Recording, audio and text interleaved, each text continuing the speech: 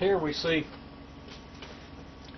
the fields as I've estimated them. These are not to be taken as completely accurate. But let's focus first on the field over here where we're closer to Q1 than to Q2. Just go ahead and zoom in on this part of the diagram.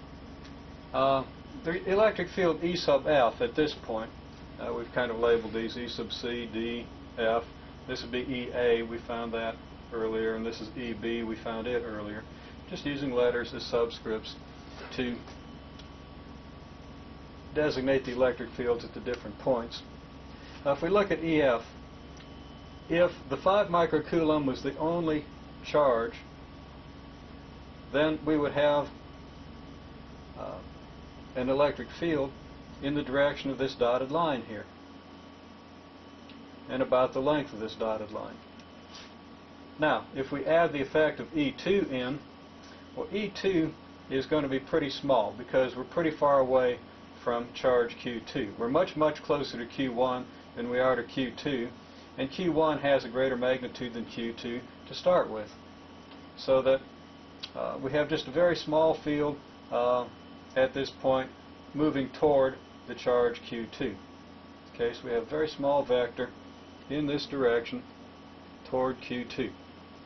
And that's going to cause the resultant field vector here to deviate slightly from the field that we would have if Q1 was the only charge.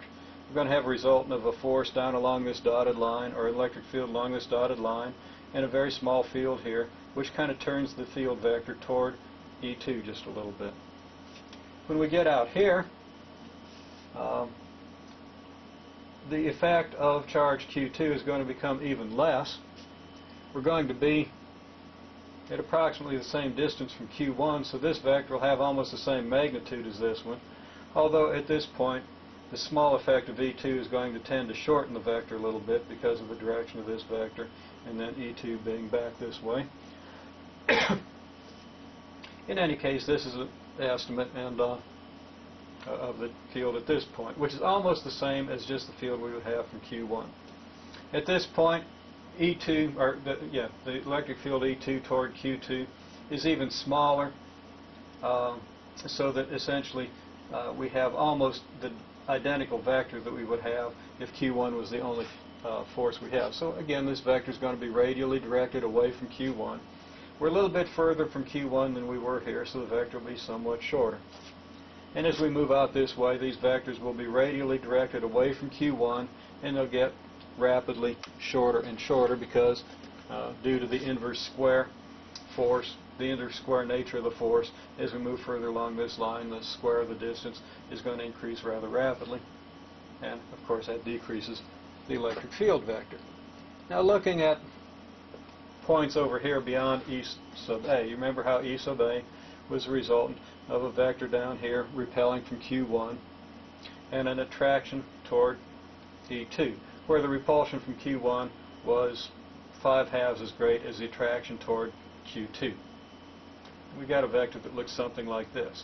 Now if we move over a little further, the attraction to E2 is going to increase significantly because we're significantly closer, and the repulsion from Q1 is going to decrease significantly. And we might well end up with a vector that does this sort of thing. It comes actually up toward E2 more than away from, or toward Q2 more than away from Q1. By the time we get to this point, the influence of E2 is predominant, so that we have a vector toward E2. Now, at this point where we're as close as possible to E2, the vector will be shorter than the vector would be over here at this point where we're as close as possible to Q1, because Q1 is greater in magnitude than Q2. So this vector would be about 2/5 as long as the vector that we would have in response to Q1 over at this point. So this vector will be shorter than the typical vectors we get in the close vicinity of Q1. We also have a little bit of repulsion at this point from Q1, a little bit of repulsion away, which tends to make this vector not quite point toward Q2. Now at this point we still have some repulsion from Q1.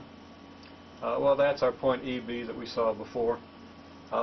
some repulsion from Q1, but a stronger attraction toward Q2.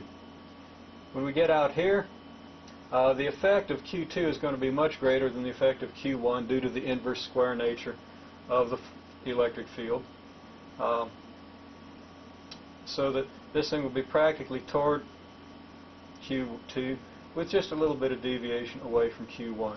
And similarly over here, but the forces are falling off rapidly due to the inverse square nature of the electric field.